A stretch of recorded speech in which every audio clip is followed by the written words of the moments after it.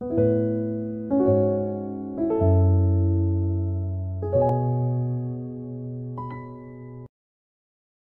다 같이 경건한 마음으로 하나님 앞에 예배를 드리겠습니다.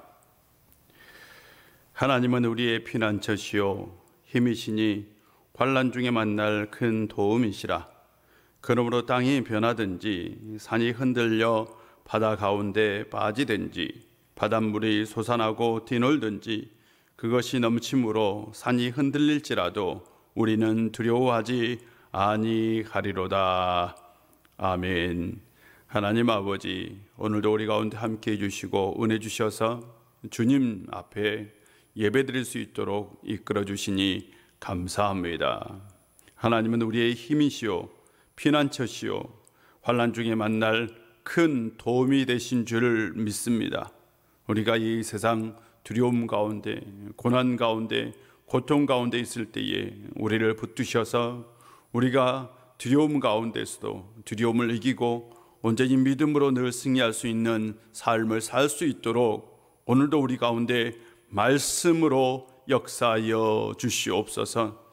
이 시간 성령께서 우리의 마음 가운데, 우리의 영혼 가운데 좌정하시어서 우리가 온전히 하나님의 음성을 들을 수 있도록 우리의 영혼의 길을 활짝 열어 주옵소서. 예수님의 이름으로 기도합니다. 아멘. 찬송가 336장입니다. 찬송가 336장입니다.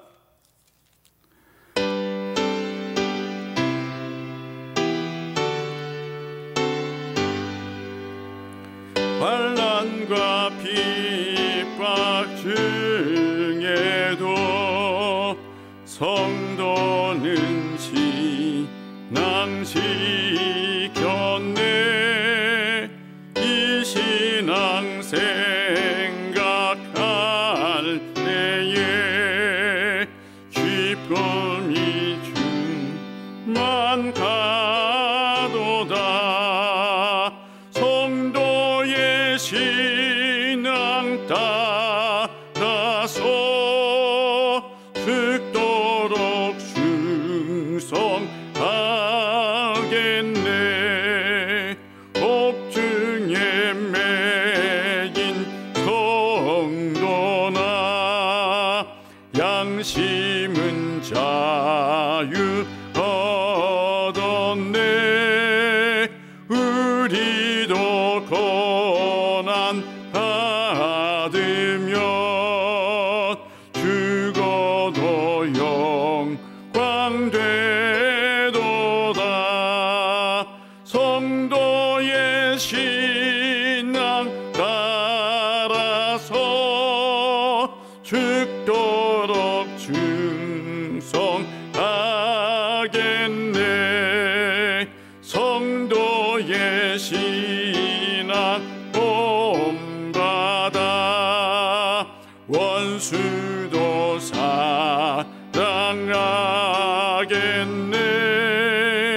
인자한 언어 행실로 이 신앙 전하리라. 성도의 신앙 따라서 죽도록 충성하겠네.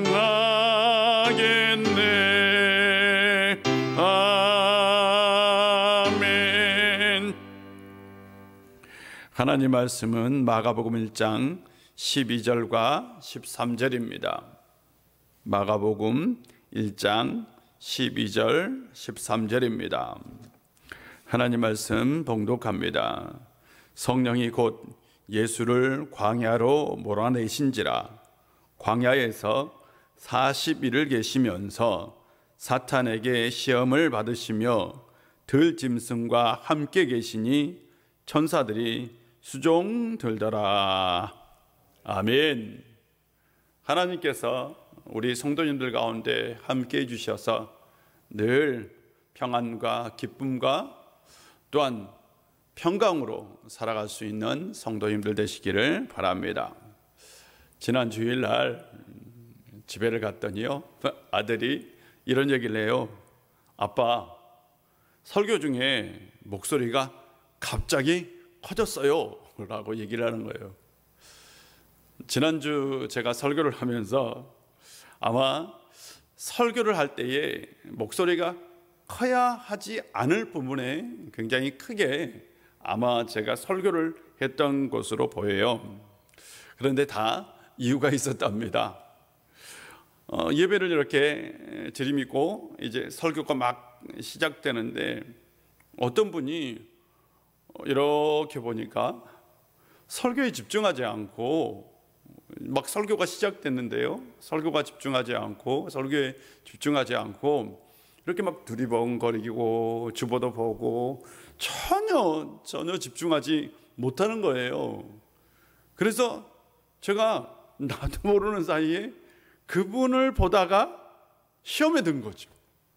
그래서 나도 모르는 사이에 아니 그분 좀 집중했으면 좋겠다라는 마음으로 나도 모르는 사이에 설교가 이렇게 커진 것 같아요. 그 순간 아마 제가 시험이 들었던 것 같아요. 시험이 들었어요. 그냥 계속해서 늘 하던 대로 했어야 하는데 조는 분이나 또한 딴청을 피우는 분을 보면 갑자기 목사가 설교를 하다가 그냥 이게 마음이 좀 답답하기도 하거든요. 그래서 시험에 든 거죠. 원래는 목사가 누가 조는 분이 있든 딴청을 피우는 분이 있든 상관없이 오로지 하나님 말씀을 경청하면서 오늘 내가 꼭 은혜를 받아야 되겠다 사모하는 심정으로 하나님 말씀을 듣는 그 사람들의 눈빛을 보면서 목사가 은혜롭게 설교를 해야 되는데 제가 그 순간 그분들의 눈빛을 보는 것이 아니라 그냥 딴청 피는 분의 그 모습을 보면서 자칫 시험에 든 거죠. 제가 여러분 늘 목사가 시험에 들지 않도록 꼭 기도해 주시기를 부탁드리고요. 여러분도 목사가 시험에 들지 않도록 꼭 도와주셨으면 좋겠습니다. 사랑하는 성도 여러분, 우리가요 살아가다 보면 꼭 시험이 들어요. 시험이 들 때가 참 많아요. 여러분도 살다 보면 내가 시험이 들었어 라고 말할 때가 있지 않습니까? 그런데 우리가 당하는 시험의 대부분은 내적인 시험이 아닙니다. 외적인 시험입니다. 우리가 당하는 시험은 외부의 환경 때문에 또한 다른 사람 때문에 오는 시험입니다. 그래서 이 시험은 원치 않는 시험이고요, 자발적으로 당하는 시험이 아닙니다. 그런데 분명한 건 항상 살아가면서 시험이 있더라 라는 거예요. 시험이 있더라. 그렇다면 그 시험을 우리가 어떻게 이기고 또한 어떻게 받아들여야 할까 하는 거죠. 예수님께서 공생애를 딱 시작할 때요, 세례를 받고 난 다음에 곧바로요 시험을 받으셨어요. 예수님께서도 마태복음과 누가복음을 보면 그 시험에 대해서 자세하게 기록하고 있어요. 그러나 마가복음은 굉장히 간략하게 기술을 하고 있잖아요. 이렇게 기술하고 있어요. 성령이 예수님을 광야로 몰아내셨다. 광야로 성령께서 예수님을 몰아가셨다. 광야에서 40일을 지냈다. 사탄에게 시험을 받으셨다. 들짐승이 예수님과 함께 했다. 그리고 천사가 예수님을 수종 들었다. 이것이 다입니다. 마태복음하고 누가복음을 보면 예수님께서 3가지 시험을 받았다라고 기록하고 있어요. 사탄이 와서 돌이 떡이 되게 하라 라는 시험이 있었고요, 높은 성전 꼭대기에서 네가 뛰어내리라 라는 시험이 있었고요, 또 높은 산을 보여주시면서 천하만국을 다 내게 줄 테니 나에게 경배하라 라는 시험도 있었어요. 그런데 예수님께서 이 모든 시험을 다 말씀으로 이기셨지요. 마태복음하고 누가복음을 보면 3가지 시험이 있었어요. 마태복음하고 누가복음을 보면 이 3가지 시험이 있었는데, 첫 번째 시험이 끝나자마자 두 번째 시험이 시작되고, 두 번째 시험이 끝나자마자 세 번째 시험이 끝난 것처럼 기록되어 있어요. 그래서 우리는 마침 마태복음이란 누가복음을 딱 읽으면 예수님께서 첫 번째 시험 끝나고 곧바로 사탄이 찾아와서 두 번째 시험을 하고, 두 번째 시험 끝나면 또 찾아와서 세 번째 시험을 한 것처럼 그렇게 느껴요. 예수님께서, 그래서 우리는 언제 시험이 있었을까라는 생각을 할 때에 예수님께서 40일 동안 광야를 보내면서 하지만 마지막 때쯤 시험이 있었을 것으로 생각합니다.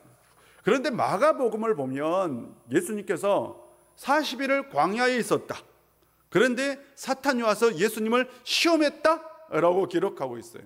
마가복음의 뉘앙스는 마태나 누가가 말한 뉘앙스와 조금 다릅니다. 마가는 이렇게 얘기하고 있어요. 예수님께서 40일 동안 광야에서 금식하고 있었는데 그 40일 동안 사탄이 와서 예수님을 시험했던 것으로 얘기를 합니다.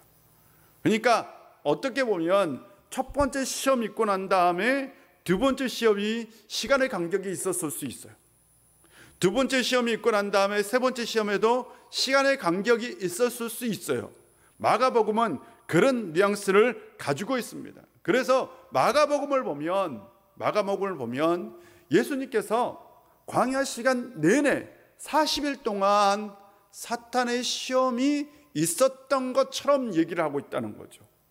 그냥 마태복음하고 누가복음을 보면 예수님께서 딱 세 가지 시험만, 그것도 일순간에 연속해서 시험을 당하는 것처럼 얘기하고 있지만 마가복음은 전혀 그렇게 얘기하고 있지 않다라는 거예요. 어떻게 보면 세 가지 시험이 대표적인 시험이었고 다른 시험이 있었는지도 몰라요. 분명한 것은 마가는 예수님께서 40일 동안 광야에 있었고 광야에 있을 동안 사탄의 시험이 있었다라고 얘기합니다. 사탄과 어떻게 싸웠는지, 그 결과가 무엇이었는지 얘기하지 않고 있습니다. 분명한 건 예수님에게 시험이 있었다. 그것도 공생애를 시작하기 전에 사탄의 시험이 있었다라는 것을 얘기하고 있다는 거예요. 어떻게 보면 이것은 나중에 공생애가 어떨 것인지를 보여주기도 합니다. 예수님께서 마가는 분명히 시험을 받았다라고 얘기하는데, 시험을 받기 전에 성령께서 예수님을 광야로 이끄셨다. 정확하게 표현하면 오늘 본문에는 뭐라고 기록되어 있느냐, 이렇게 기록되어 있습니다. 몰아내셨다. 예수님을 성령께서 몰아가셨다라고 표현하고 있어요. 그러니까 왜 목자가 양떼를 몰아가잖아요. 막 양이 가기 싫으면 그걸 몰아가잖아요. 마치 그런 뉘앙스예요. 성령께서 예수님을 광야로 억지로 몰아가셨다라는 뉘앙스를 가지고 있습니다.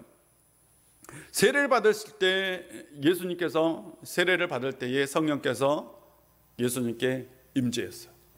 성령이 예수님께서 내주하신 거죠. 내주하실 때에 그 안에 성령께서 마음을 하나 주셨어요. 광야로 가라. 광야로 가야 된다. 광야로 가야 된다. 라는 마음을 주신 거죠. 그래서 예수님께서 광야로 가서 시험을 받으신 거죠. 근데 왜 그렇다면 광야로 갔느냐라는 거죠. 광야는 여러분 문제가 많은 곳입니다. 당장 어떤 문제가 있느냐? 주거 문제가 있어요. 집이 아니에요. 광야는 허벌판입니다. 집이 없는 곳이 광야입니다. 두 번째는 음식의 문제가 있잖아요. 음식이 없어요. 물도 없어요. 먹고 살기 힘든 곳이 바로 광야입니다. 세 번째로는 기온의 문제가 있어요. 낮에는 뜨겁고요, 저녁에는 춥습니다. 이곳이 곧 광야입니다. 광야는 그래서 살기 힘든 땅, 사람이 살기에 적합하지 않는 곳이 광야입니다. 그런데 왜 광야로 가셨는가 하는 거죠. 훈련이 없이는 군인이 좋은 군사가 될 수 없듯이 광야 훈련이 없이는 어떻게 보면 공생의 사역이 예수님에게는 힘들었을지 몰라요. 예수님께서 하나님의 아들이지만 동시에 예수님은 인간의 몸을 가지고 계셨습니다. 예수님께서는 공생의 사역을 가시면서 집도 없이 떠도는 삶을 살아야 했어요. 일정한 거처가 없이 3년 동안 공생의 사역을 해야 했습니다. 음식을 가지고 있는 것도 아니고 돈을 저축해 놓은 것도 아닙니다. 있으면 먹고 없으면 못 먹는 그런 삶을 사는 것이 곧 공생의 삶이었습니다. 근데 예수님이 육신을 가지고 있었다고요. 그런 것을 대비할 수 있는 훈련이 필요했던 거죠. 그것이 바로 광야 40일의 훈련이었던 겁니다. 이스라엘 백성들이 가나안 땅에 들어갔어요. 가나안 땅에 들어가기 전에 그들은 40년 동안 광야에서 훈련을 받았습니다. 그들이 광야에서 받은 훈련은 시험이었어요. 시험. 끊임없이 시험이 있습니다. 계속되는 시험입니다. 그래서 민수기는 이스라엘 백성들이 광야 40년 동안 무슨 시험을 받았는지를 얘기하고 있습니다. 광야의 시험의 특징이 뭐냐? 바로 광야의 시험은 철저하게 하나님만 의지하는 시험이었어요. 네가 얼마나 하나님을 의지하느냐라는 시험이었어요. 성령께서 예수님을 왜 광야로 몰고 가셨을까요? 공생의 삶은 철저하게 공적인 삶이죠. 예수님에게 이 공생의 삶은 온전히 하나님만 바라보고 하나님 일에 집중하고 하나님께서 맡기신 그 하늘의 사령만 오로지 바라보는 사역이 광야의 공생의 사역입니다. 그 사역을 하기 위해서는 광야에서 훈련을 받아야 했던 거죠. 오로지 하나님의 일만 생각하는, 세상 어떤 것도 생각하지 않는, 오로지 사역만 생각하는 그 훈련을 받는 것이 광야의 훈련이었던 겁니다. 광야의 훈련을 통해서 예수님은 진짜로 공생의 사역을 잘 감당할 수 있었던 겁니다. 지금도 성령님은 우리의 삶 가운데 오셔서 때로는 우리를 광야로 몰고 갈 수도 있습니다. 때로는 우리가 원치 않는 삶을 살 수도 있습니다. 우리가 원치 않는 고통을 당할 수도 있습니다. 때로는 죽을 문제가, 때로는 먹고 사는 문제가, 때로는 사는 문제가 힘들 수도 있습니다. 그러나 그것이 훈련이고 그것이 만약 하나님께서 예비해 놓으신 길이라면 우리는 그 길을 걸어가야 한다는 거죠. 만약 성령께서 우리 가운데 내주하여 우리의 삶을 광야로 이끌어 나간다면, 이끌어 나가고 있다면 우리는 순종함으로 그 광야에서 광야의 훈련을 받아야 합니다.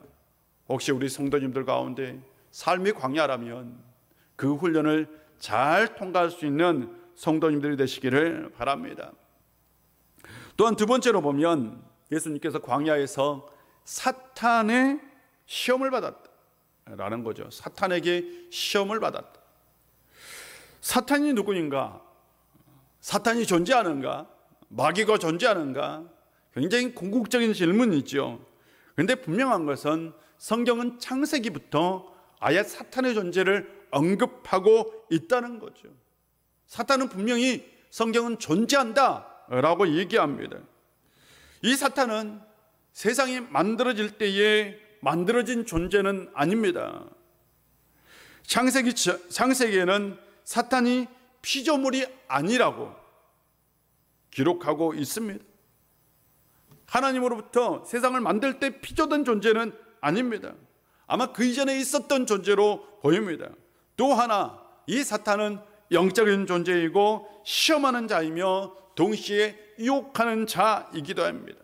성경에서 이 사탄을 거짓말장이라고, 미혹하는 자라고 얘기합니다. 다른 말로 표현하면요, 아주 쉬워요. 남이 잘된 꼴을 못 봐요. 아담이 잘된 꼴을 못 봤어. 하와가 행복하고 편안하게 사는 꼴을 못 봤어요. 사탄이 싫은. 그래서 어떻게 했어요? 아담과 하와를 미혹한 거예요. 그들이 정말 에덴 동산에서 평안하게 하나님과 교제하며 사는 것이 너무나 싫었던 거예요. 그게 배가 아팠던 거예요. 그래서 어떻게 해요? 미혹한 거죠. 사탄은요, 미혹하는 자이지만 동시에 우리가 잘된 것을 배아파하는 존재가 사탄입니다. 만약 남이 잘되는 걸 못 보고 남이 잘되는 걸 배아프다, 사탄이 주는 마음일 수 있어요. 사랑하는 성도 여러분, 아담과 하와 후손인 우리에게 다요. 다 어떤 마음이 있어요? 질투의 마음, 시기의 마음이 있어요. 그러나 그것을 다 버리시기를 바랍니다. 그것은 다 사탄이 주는 마음입니다. 사탄은 또한 영적인 존재이며 인간을 미혹하고 제 근원이 되기도 합니다. 동시에 누구냐? 하나님을 대적하는 자요. 이게 무서운 겁니다. 하나님을 거부하는 것. 될 수 있는 대로 하나님을 멀리하는 자가 누구냐? 사탄입니다. 사탄은 인간과 하나님이 있다면 이 중간에서 관계를 끊어버리는, 관계의 줄이 있다면 그 관계를 가위로 잘라버리는 존재가 바로 사탄입니다. 그래서 사탄이 무서운 존재예요. 이 사탄이 예수님께 오셨어요. 사탄의 목적은 뭘까요? 예수님이 지금 어떤 기도를 하고 있어요? 예수님께서는 이 기도를 하고 있는 거 40일 내내 내가 어떻게 하면 하나님의 아버지 뜻을 이룰 수 있겠습니까? 내가 어떻게 아버지의 뜻을 이룰 수 있을까요? 제가 그 길을 걸어가야 합니다. 오로지 하나님만, 아버지만 집중하고 하나님 일만을 생각하고 하나님과의 관계를 생각하고 있을 때 사탄은 그걸 끊어야 했어요. 하나님과 예수님의 관계를 단절시켜야 했어요. 예수님은 지금 육체의 몸도 가지고 있습니다. 30년 동안 육신의 몸을 가지고 살았어요. 예수님은 30년 동안 이 세상의 삶을 살았어요. 분명히 메시아로 왔지만 이전에 인간에 살았던 그 삶의 모습을 가지고 있었어요. 이제 예수님은 40일 동안 그 기간에 인간으로 살았던 그 모습을 버려야 돼요. 그리고 온전히 하나님의 일에 집중해야 합니다. 이제 세상 일을 버리고 하나님 일에 집중해야 돼요. 그런데 사탄은 뭐라고 유혹할까요? 야, 세상 것이 좋은 거야 라는 거. 너 돌로 떡을 만들어 봐. 높은 지위를 차지해 봐. 세상 걸 다 가져봐 라고 유혹합니다. 예수님께서는 말씀으로 사탄의 그 유혹을, 시험을 이기셨습니다. 예수님께서 광야에서 승리는 곧 궁극적인 승리였습니다. 예수님은 이 영적인 싸움에서 완전히 승리하셨어요. 사랑하는 성도 여러분, 우리가요 매일마다 시험에 들 수도 있습니다. 그래서 우리는 매일마다 이렇게 기도해야 합니다. 예수님께서 가르쳐준 기도에 의하면 우리가 시험에 들지 않도록 기도해야 합니다. 어떤 시험일까요? 주기도문에서 말하는 사탄이 주는 시험에 들지 않도록, 마귀가 주는 시험에 들지 않도록, 하나님과의 관계를 단절시키는 시험에 들지 않도록 우리는 기도해야 합니다. 우리의 매일의 삶이 시험일 수 있어요. 우리는 늘 거룩함과 세속 사이에서 시험을 당합니다. 그렇잖아요. 우리는 거룩함과 세속 사이에 시험을 당하고 있어요. 목사인 저도 마찬가지입니다. 늘 내가 거룩한 삶을 살아야 된다는 걸 알아요. 그러나 세속의 삶이 늘 우리를 이끌고 있는 거죠. 우리가 어떻게 하면 거룩하게 살 것인가? 우리가 어떻게 하나님의 뜻을 이루며 살 것인가? 우리는 늘 이렇게 생각하고 살아야 합니다. 그런데 사탄은 뭐라고 얘기해요? 야, 이 세상 좋아. 이 세상 너무나 좋아. 이 세상 것이 다 좋아. 너무 다 신앙적으로 살지는 마 라고 유혹합니다. 물론 우리가 이 세상을 살 때에 세속적인 것 필요합니다. 그러나 분명한 건 우리가 이 세상에 살면서도 우리가 거룩하게 사는 것을 포기하지 말아야 합니다. 우리가 하나님과 관계를 맺고 사는 이것을 절대로 포기하지 말아야 합니다. 이것이 바로 사탄이 우리에게 원하는 것입니다. 사랑하는 성도 여러분, 시험이 있어요. 진짜 시험은 어디서 오느냐? 사탄에게서 옵니다. 진짜 시험은 사탄의 시험이고 진짜 시험은 영적인 시험입니다. 그리고 진짜 시험은 우리를 무너뜨리는 시험이고 진짜 시험은 하나님과 우리의 관계를 깨뜨리는 시험입니다. 이런 시험이 온다면 말씀으로, 기도함으로 다 이겨낼 수 있는 성도님들 되시기를 바랍니다. 이 시간에도 사탄은 물러가라, 예수 그리스도의 이름으로 명하노니 다 물러갈지어다 라고 선포하며 사탄의 그 시험을 다 이겨낼 수 있는 성도님들이 되시기를 바랍니다. 세 번째로는 들짐승이 함께했고 천사들이 수종 들었다라고 얘기합니다. 여러분, 광야는요, 양육강식이 판을 치는 곳입니다. 광야는 적자생존입니다. 힘세게 이겨요. 광야입니다. 광야에서는 먹을 것이 없기 때문에 모든 동물들이 먹기 위해서 치열하게, 살기 위해서 치열하게 싸우는 것이 광야입니다. 물도 풍부하지 않고 음식도 풍부하지 않아요. 오로지 적자 생존의 법칙이 통하는 것이 광야입니다.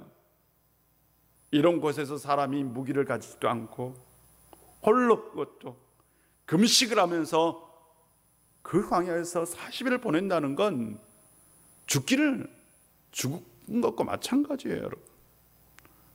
그건 죽자고 달려드는 겁니다. 그곳의 모든 짐승들은 사람이나 짐승이나 할 것 않고 어떻게든 상대를 먹어치려고 하는 것이 바로 광야입니다. 예수님께서 그런 곳에서 40일을 그것도 금식하면서 홀로 보내셨어요. 그런데 놀라운 건 바로 그 동물들이 예수님을 도왔다는 거죠. 예수님과 함께 했다는 거죠. 광야에 들짐승들이 우글거리는 곳에서 예수님의 생명을 노릴 수 있는 그런 환경 속에서 바로 그 들짐승들이 예수님과 함께 했다. 예수님을 도왔다. 이사야의 예언이 실현된 거죠. 이리가 어린 양과 함께 살며 표범이 어린 염소와 함께 누우며 송아지와 어린 사자와 살찐 짐승이 함께 있어 어린 아기에게 끌리며 암수와 곰이 함께 먹으며 그것들의 새끼가 함께 엎드리며 사자가 소처럼 풀을 먹을 것이며 젖먹인 아이가 독사의 구멍에 장난하며 잿된 어린 아이가 독사의 굴에 손을 넣을 것이다. 그래도 헤함이 없는 세상, 메시아가 오는 세상은 그런 세상이 될 것이다 라고 이사야 선지자는 얘기합니다. 이사야 선지자가 얘기했던 인간 세계, 인간과 동물이 평화롭게 잘 사는 세상, 예수님의 첫 사역은 어떤 사역이었느냐? 놀랍게도요, 사람과 화평을 이루는 것이 아니라 동물과 먼저 화평이 이루어지는 그 사역을 했다는 거예요. 광야에서 예수님은 세상과 화평을 이루셨어요. 이 세상과 화평을 이루기 위해서 예수님께서 이 세상에 오신 거죠. 예수님께서 광야에 계실 때에 들짐승들은 밤에는 체온을 도무주셨고 낮에는 그 동물들이 예수님의 벗이 되어주셨던 거죠. 그런 면에서 예수님은 40일 동안 틀림없이 외롭지 않았을 겁니다. 사랑하는 성도 여러분, 우리가 이 세상에서 광야와 같은 삶을 산다 할지라도 우리가 서로 그냥 적자생존, 서로 헐뜯며 서로가 서로를 이겨야 된다는 이 세상, 양육강식의 세상 속에서 우리 모두가 다 그렇게 살아서는 안 돼요. 들짐승들이 예수님을 도왔듯이 우리가 서로를 돕고 우리는 서로를 의지할 수 있는 존재가 되어야 합니다. 사랑하는 성도 여러분, 우리가 이 세상 살아갈 때에 서로가 서로에게 힘이 되고 서로가 서로에게 사랑이 되고 서로가 서로에게 위안이 될 수 있는 성도님들이 되었으면 좋겠어요. 누군가 힘들고 누가 어려울 때 진짜 도움의 손길로 함께 해줄 수 있는 성도님들이 되시기를 주의 이름으로 축복합니다. 예수님께서 광야에서 40일 동안 시험을 받으셨어요. 예수님께서 시험을 당하셨어요. 그런데 이 일에 분명히 영적인 존재가 등장하죠. 성령, 바로 사탄, 그리고 천사입니다. 이 일은 분명히 영적인 일이었다는 거죠. 사랑하는 성도 여러분, 우리가 이 세상을 살면서 우리에게도 영적인 일들이 있다는 거예요. 우리는 그 영적인 일들을 무시하고 살아갑니다. 예수님께서 시험 받으신 일은 분명히 영의 일이고 영적인 현상이었습니다. 우리도 이 세상 살면서 우리는 영적인 세계 속에서 영적인 현상을 경험하고 또한 영적인 세계가 있음을 기억하고 또한 성령의 도움을 받으며 영적으로 살아갈 수 있는 성도가 되어야 합니다. 두 명의 친구가 있었어요. 한 사람은 굉장히 신실한 그리스도인이었고 한 사람은 하나님을 믿지 않는 신앙이 없는 사람이었습니다. 그런데 신앙이 있는 이 친구가 아마 굉장히 어려운 일을 당했나 봐요. 힘들고 어려운 일을 당했어요. 그리고 나서 친구에게 하는 얘기가 야, 나 시험에 들었어 라고 얘기하는 거예요. 나 지금 시험에 들었어 라고 얘기하는 거예요. 그러자 이 친구가, 하나님을 믿지 않는 친구가 이렇게 얘기합니다. 너는 예수님을 믿는다고 하면서 왜 항상 시험을 당하느냐? 나는 예수님 믿지 않아도 아무 시험이 없는데. 자기는 예수님 믿지 않아도 아무 시험 없이 평안하게 사는데 왜 너는 맨날 시험을 당했느니? 너는 왜 이 고통이 많으니? 나는 내 삶에 시험이 가득해 라고 말하느냐? 라는 거예요. 그러자 이 교회 다니는 친구가 이렇게 대답합니다. 우리가 만약 사슴 사냥을 나갔어. 사슴 사냥을 나갔는데 우리가 두 마리를 발견한 거야. 그리고 우리가 한 마리씩 쐈어. 쏴가지고 한 마리는 그 자리에서 죽고 한 마리는 그 자리에서 다리를 다쳤어. 그리고 도망친 거야. 그렇다면 우리는 지금 누구를 쫓아가야 돼? 라고 얘기하는 거예요. 그러자 믿지 않는 사람 친구가 우리가 당연히 부상 입은 사슴을 쫓아가지. 빨리 가서 쫓아가서 잡아가지고 와야지 라고 얘기를 한 거예요.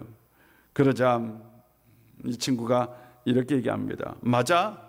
사탄은 영적으로 이미 죽은 사람 관심도 없어. 시험할 필요도 없어. 어떻게든 하나님 뜻대로 발버둥 치며 지금 쫓겨가고 있는 그놈을 잡으려고 해. 그놈을 어떻게든 시험하려고 해 라고 얘기했다는 거예요. 사탄의 입장에서는 죽은 사람 건드릴 필요 없잖아요. 영적으로 죽어버린 사람 뭐로 건드리겠어요? 사탄은 그런 사람 아예 시험도 안 하지 않습니다. 영적으로 이미 죽어버린 거예요. 사탄의 입장에서는. 그러나 영적으로 살아서 끊임없이 영적으로 살려고 발버둥 치는 그 사람에게는 반드시 사탄의 시험이 있을 수 있어요. 우리가 이걸 기억해야 합니다. 그래서 우리가 시험을 당할 때에 이것이 영적인 시험이냐 아니면 내 욕심 따라오는 시험이냐 이것을 분별해야 합니다. 내 욕심 따라오는 시험도 있고요, 영적인 시험도 있어요. 만약 욕심에 따라 오는 시험이 있다면 우리의 욕심을 버리면 돼요. 그러나 영적인 시험이 있다면 우리가 영적으로 강해져야 합니다. 우리가 영적으로 무장해야 합니다. 우리가 하나님의 도우심을 받아야 합니다. 예수 그리스도의 도움을 받아야 합니다. 영적으로 더 충만해져야 되고요, 성령께서 우리 가운데 함께 하셔야 우리가 이 영적인 시험에서 이길 수 있는 거예요.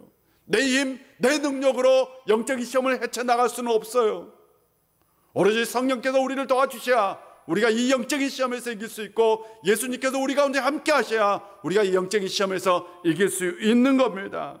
사랑하는 성도 여러분, 만약 지금 여러분이 어떤 시험을 당하고 있다면 그것이 영적인 시험인지 욕심 때문에 오는 시험인지 먼저 분별하고, 그것이 영적인 시험이라면 그건 사탄의 시험이에요.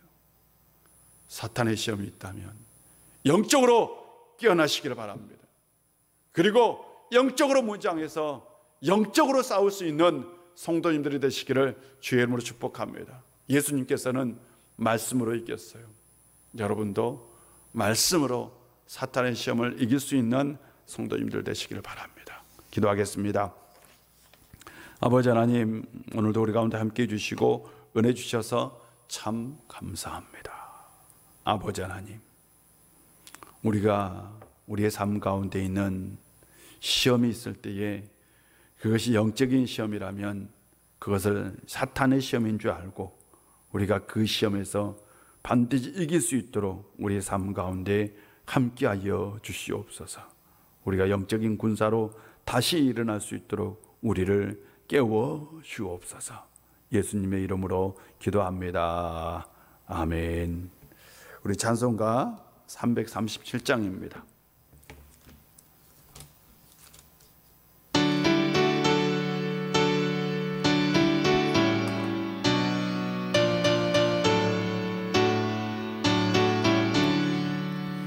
내 모든 시험은 무거운 짐을 주 앞에 아래이면 그 짐에 쌓인 날 돌아보사 내 근심 모두 맡으시네.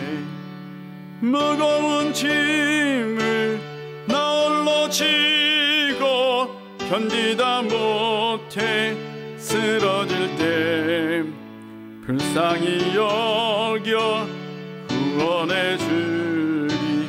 은혜의 주님 어딘 예수.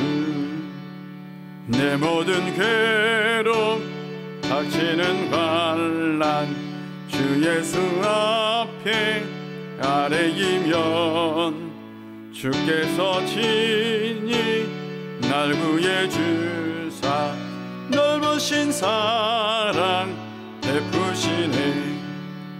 무거운 짐을 나 홀로 지고 견디다 못해 쓰러질 때 불쌍히 여겨 구원해 주리. 은혜의 주님 어딘 예수.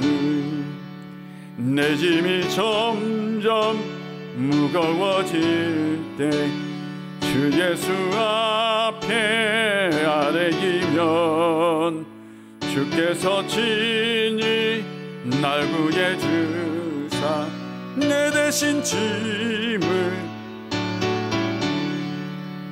무거운 짐을 나 홀로 지고 견디다 못해 쓰러질 때 불쌍히 여겨 구원해 주리. 은혜의 주님 오직 예수. 마음의 시험 무서운 죄를 주 예수 앞에 아래이면 예수는 나의 능력이 되사 세상을 이길 힘주시네. 무거운 짐을 나 홀로 지고 견디다 못해 쓰러질 때 여겨 구원해 주리. 은혜의 주님 오직 예수. 우리 다 같이 기도문 합니다. 하늘에 계신 우리 아버지, 아버지의 이름을 거룩하게 하시며 아버지의 나라가 오게 하시며 아버지의 뜻이 하늘에서와 같이 땅에서도 이루어지게 하소서. 오늘 우리에게 일용할 양식을 주시고 우리가 우리에게 잘못한 사람을 용서하여 준 것 같이 우리 죄를 용서하여 주시고 우리를 시험에 빠지지 않게 하시고 악에서 구하소서. 나라와 권능과 영광이 영원히 아버지의 것입니다. 아멘.